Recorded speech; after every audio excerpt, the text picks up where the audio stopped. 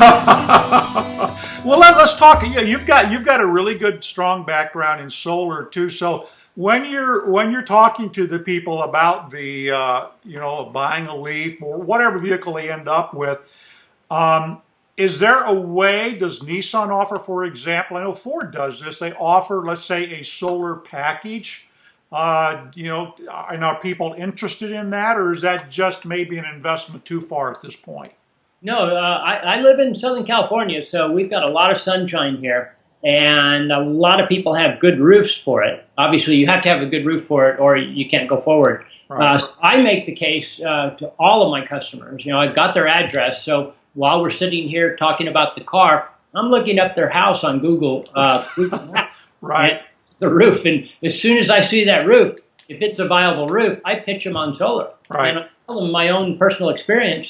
For 11 years, I've been running my house and my car on sunlight. Right. And talk the numbers. I spend about $100 a year on electricity for the house and the car, and they all look at each other and say, "Well, I'm doing that, every 2 weeks." Right. Yeah. No kidding. Yeah. Absolutely.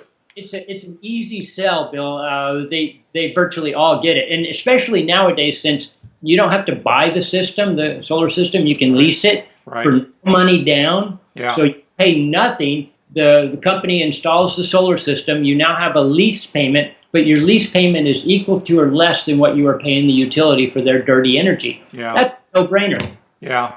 Wow. So are you driving a Leaf these days, or are you still driving the RAV4? I'm driving my second Leaf. I traded my 2011 in for a 2012. Okay. And I'm real happy with that. I hypermile like crazy, so I'm getting over 100 miles range consistently. Okay. And I also have a Zero motorcycle, which I'm actually now, with the weather being as good as it is, I'm riding that more than the Leaf. Oh, okay. It cuts through traffic and it's fun. As a matter of fact, I just ordered my second Zero. So I'm going to be getting that this weekend, and I'll sell my first. Okay, so what did you do? You had a Vectrix motor scooter at one point. What happened to that?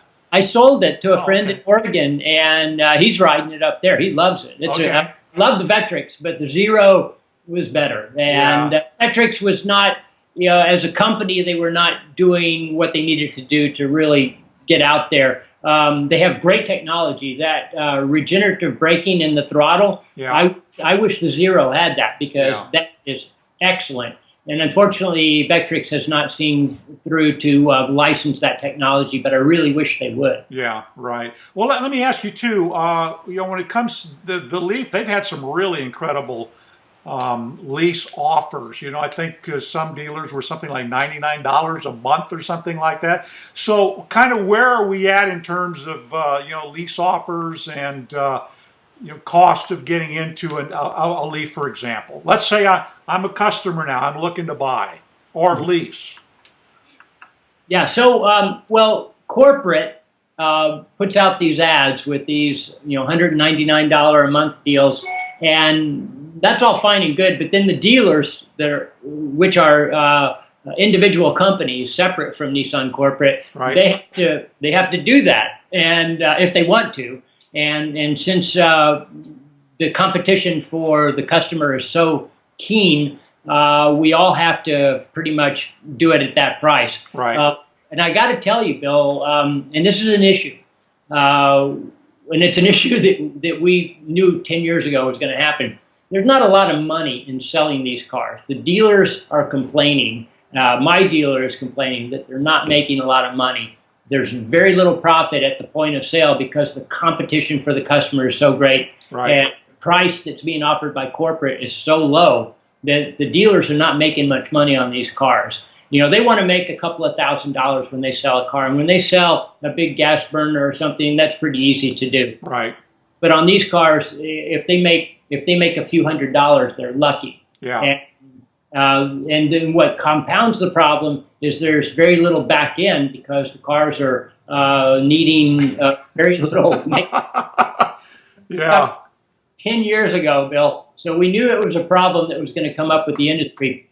But it is a problem. And what I've been ask is how can we make money on these things? And what I tell them is that we have to internalize the external costs of oil so that the price of gasoline goes up. Therefore, they can command a higher profit on the point of sale. Because where they're going to make the money, they're not going to make it on the back end like they do gas cars. But for the customer, it's a great deal. You can get these cars now, the base S model, the $99. You can get a lease payment at $99, but your down payment has to be a bit higher. Right. But California, and the deal that I do a lot of for $2,500 down, which happens to be the rebate that you get back from California, so you get back in a month. Right. Looking at a payment of about 240, maybe a little bit less, and that's all in with taxes. Yeah.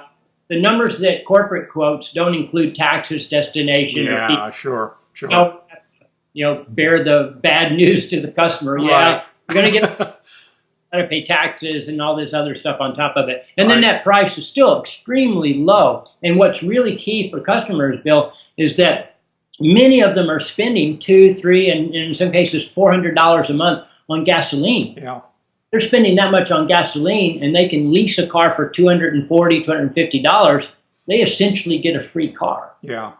What are the electricity costs? I know the rates there in your area are, compared to where I am here in Nebraska, are a lot higher. So how is it working out in terms of what let's say they don't go with the solar approach, and they decide instead to just plug it into the household current. What are they looking at typically for electricity bills?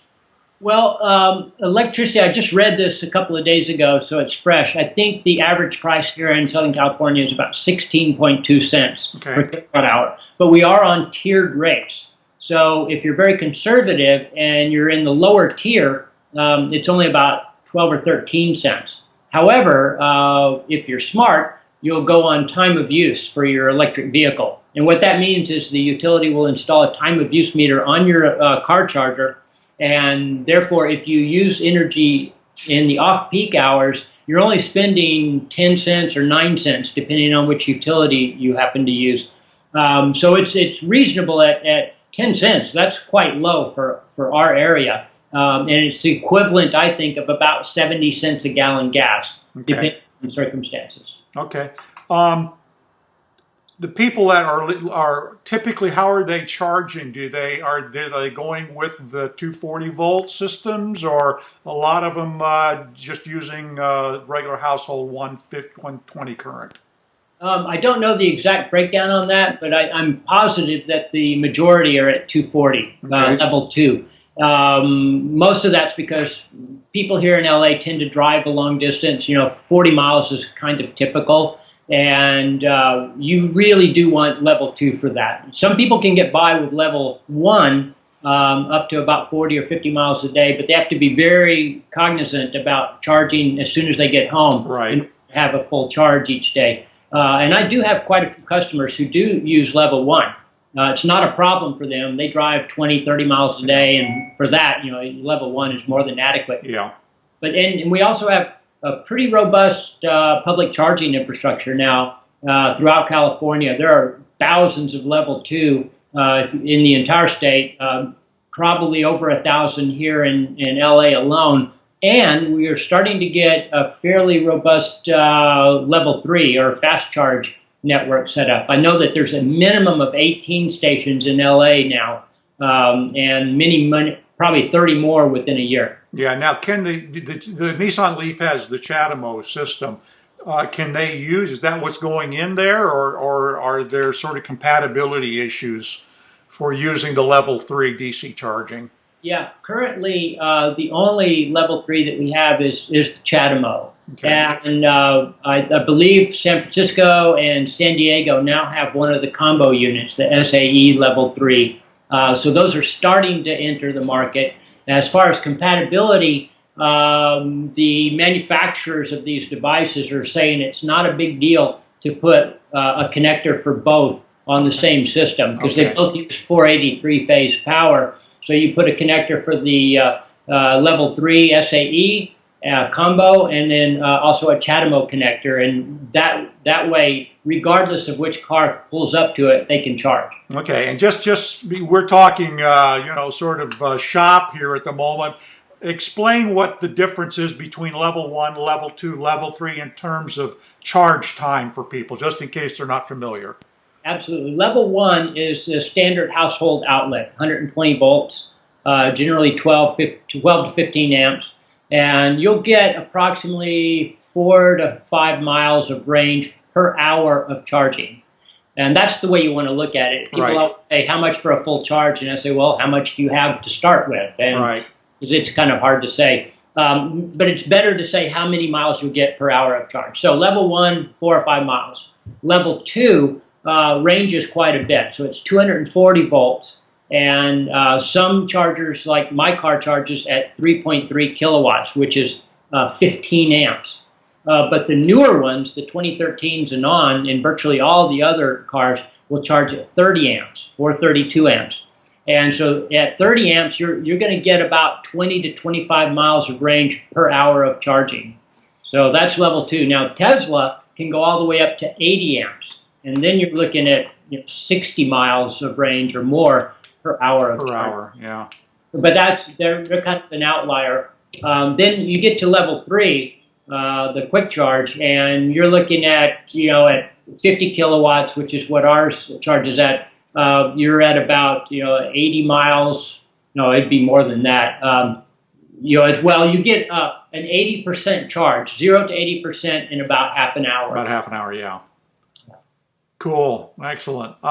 One other question for you, and this is the used car whole question, resale value and things like that. So what are you seeing with respect? You've already been on your second vehicle now, so should people be concerned about the resale value and some of these things on like a Leaf or a Volt and that type of thing? Yeah, resale is, it took a bit of a hit this year when they brought out the S model, because the S model came in at around 20 grand and for a brand new car. So if you had a used SL versus a new S at 20, that kind of depressed the price for the used ones. Okay. And we're seeing them now. We sold one recently. It had 30,000 miles on it. It was a 2011, and we sold it for 18,000. Okay. I'm definitely seeing prices under that. So I would say 18's at the high end, and 16 would be at the low end. So if you really shop around, you might find one at 16, but definitely you could get one for 17. On the private market, from a dealer, it might be between 17 and 18, but it depends a lot on how many miles are on it and the status of the battery and that sort of thing. Right. So where are we at in terms of the warranty? I guess the warranty would still be applicable on some of these cars, and is it like 36 months and 36,000 miles? I mean, that would be something somebody would want to be asking. So. Sure, yeah. The Nissan LEAF warranty is 36 months, 36,000 miles, bumper to bumper, everything's included.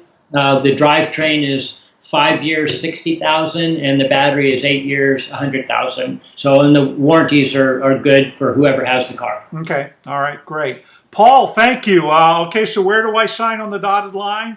In downtown LA, Bill. Great. All right. Well, thank you very much. I really appreciate your taking the time and talking to us about what you're up to and what's happening with the electric cars market. So that's great. Appreciate it. My pleasure, Bill, and it's really good to catch up with you again. All right. We'll talk to you again. Take care. Okay. Bye-bye.